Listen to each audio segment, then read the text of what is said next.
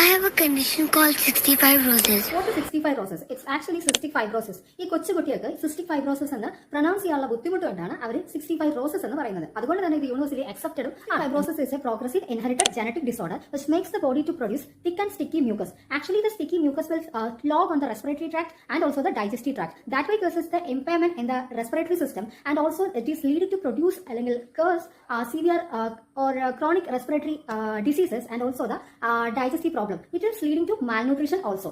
ഫൈബ്രോസിനെ short ആയിട്ട് CF എന്ന് വിളിക്കാം. അങ്ങനെയാണെങ്കിൽ CF ഉണ്ടാക്കുന്ന ജീനെ CFTR ജീൻ എന്ന് പറയാം. അപ്പോൾ ഈ ജീന് ചെറുതായിട്ട് ഒരു മ്യൂട്ടേഷൻ ഉണ്ടാവും. ഈ മ്യൂട്ടേഷൻ കാരണം it regulate salt and water movement into and out of the cell.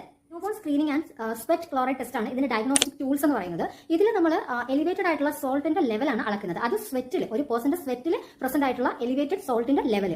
ഇത് മെയിൻലി അഫക്ട് ചെയ്യുന്നത് ലങ്സിനെയാണ്. അതായത് ഈ ഒരു തിക്കായിട്ടുള്ള സ്റ്റിക്കി മ്യൂക്കസ് അത് റെസ്പിറേറ്ററി ട്രാക്റ്റിൽ സ്റ്റിക്ക് ഓൺ ചെയ്യുന്നത് കാരണം അവിടെ റെസ്പിറേഷന് പ്രോബ്ലം ഉണ്ടാകുന്നു. അതായത് അവിടെ കഫിങ്ങും വീസിങ്ങും ഫ്രീക്വന്റ് ആയിട്ട് ഉണ്ടാകുന്നു. അതുപോലെ തന്നെ പാൻക്രിയാസിൽ അഫക്ട് ചെയ്യും. ഈ പാൻക്രിയാസിൽ അഫക്ട് ചെയ്യുമ്പോൾ ഇതിലെ പാൻക്രിയാറ്റിക് ജ്യൂസ് അല്ലെങ്കിൽ ഡൈജസ്റ്റീവ് എൻസൈംസിനാണ് മെയിൻ ആയിട്ട് അതിനെ വിത്ത്ഹോൾഡ് ചെയ്യുന്നത്. അപ്പോൾ അങ്ങനെ സംഭവിക്കുമ്പോൾ നമ്മുടെ ഡൈജസ്റ്റീവ് ഫയർ അതിന് ഇമ്പയർമെന്റ് ഉണ്ടാവും. ഇങ്ങനെ ഇമ്പയർമെന്റ് വരുമ്പോൾ അവിടെ പ്രോപ്പർ ആയിട്ട് ഡൈജക്ഷൻ നടക്കാതെ ഇൻഡൈജക്ഷൻ ആവും. അത് എന്നിട്ട് ഡൈജസ്റ്റീവ് പ്രോബ്ലംസ് ഉണ്ടാക്കും. അതുപോലെ അത് മാൽ ന്യൂട്രീഷനും കാരണമാവും. പിന്നെ ഇത് ഒരിക്കലും അതുപോലെ തന്നെ ഈ ഡൈജസ്റ്റീവ് എൻസൈംസ് അതായത് ഇൻഡസ്ട്രിയിലോട്ടോ അങ്ങോട്ടൊന്നും റീച്ച് ആവത്തുമില്ല. അപ്പോൾ ഒന്നാമത്തെ ട്രീറ്റ്മെന്റ് നമുക്ക് കൊടുക്കാൻ പറ്റുന്നത് മെഡിക്കേഷൻസ് ആണ്. അത് എന്ത് തരം മെഡിക്കേഷൻ എന്ന് വെച്ചാൽ CFTR മോഡുലേറ്റേഴ്സ്. അപ്പോൾ ഇത് ബോഡിക്കുള്ളിൽ പോയിട്ട് CFTR കേസ് ചെയ്യുന്ന ജീൻസിനെ അല്ലെങ്കിൽ പ്രോട്ടീൻസിനെ അത് ബ്ലോക്ക് ചെയ്തിട്ട് അവിടെ ഒരു ഇംപ്രൂവ്മെന്റ് ഉണ്ടാക്കും. അതുപോലെ തന്നെ ന്യൂട്രീഷണൽ സപ്ലൈ അവിടെ പാൻക്രിയാറ്റിക് സപ്ലിമെന്റ്സ് നമുക്ക് എടുക്കാം. അതുപോലെ ലങ്സിനെയാണ് മെയിൻ അഫക്ട് ചെയ്യുന്നത്. അതുകൊണ്ട് ലങ്സിൽ ഉണ്ടായിട്ടുള്ള അത് സ്റ്റിക്കി മ്യൂക്കസിനെ എലിമിനേറ്റ് ചെയ്യാം. ഇപ്പോൾ ചെസ്റ്റ് ക്ലാപ്പിംഗ് പോലുള്ള കാര്യങ്ങൾ ചെയ്യാം.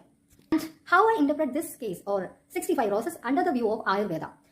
അതായത് പ്രാണവാഹ സ്രോതസ് തത്ര പ്രാണഭാനം സ്രോതസം ഹൃദയം മൂലം മഹാസ്രോതസ. അപ്പോൾ പ്രാണവാഹ സ്രോതസ്സിനെയാണ് അത് അഫക്ട് ചെയ്തിരിക്കുന്നത്. അപ്പോൾ കഫം അവിടെ കൂടി അതുപോലെ തന്നെ വാദത്തിന്റെ മൂവ്മെന്റ് അവിടെ ബ്ലോക്ക് ആയി. അപ്പോൾ അതിന് പ്രാണവാഹ സ്രോത ദൃഷ്ടിയായിട്ട് എടുക്കാം. അതുകൊണ്ട് തന്നെ അവിടെ അതിസൃഷ്ടം അതിപത്തം കുപിതം അല്പാൽപം അഭീഷണം വാസശബ്ദശൂലം. അതായത് നേരത്തെ പറഞ്ഞു വീസിംഗ് കഫിംഗ് അഭീഷണം വാസശബ്ദശൂലം. ഈ കഫജ ഡിസോർഡേഴ്സിന്റെ കാറ്റഗറിയിൽ ഇതിനെ പെടുത്താൻ പറ്റും. അപ്പോൾ കഫത്തിന്റെ വൃത്തി അതെന്ന് പറയുമ്പോൾ ശ്ലേഷ്മ അഗ്നി സദന പ്രസേകാലസ്യ ഗൗരവം ശൈത്യ ശ്ലതാംഗത്വം ശ്വാസകാസാദി നിദ്രത. ഇതിൽ ഓൾറെഡി ഞാൻ പറഞ്ഞു പാൻക്രിയാസിനെ അഫക്ട് ചെയ്യുന്നുണ്ട്, ഡൈജസ്റ്റീവ് ഫയറിനെ ഇമ്പയർ ചെയ്യുന്നുണ്ട്. അപ്പോൾ അത് ആയുർവേദത്തിൽ പറഞ്ഞിട്ടില്ലേ അഗ്നി സധന പ്രസേക ആലസ്യ ഗൗരവം. ദെൻ ശൈത്യ ശ്ലതാംഗത്വം ശ്വാസകാസ ആദി നിദ്രത വീസിംഗ് കഫിംഗ് പിന്നെ റെസ്പിറേറ്ററി ഇഷ്യൂസ് ഉണ്ടല്ലോ.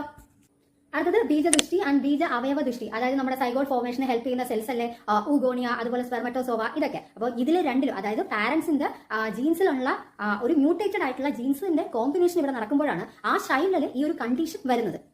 അടുത്തത് ആമം. ആമം എന്ന് പറയുമ്പോൾ ആമിതേ ഗമ്യതേ പക്വർത്തി ആമഹ.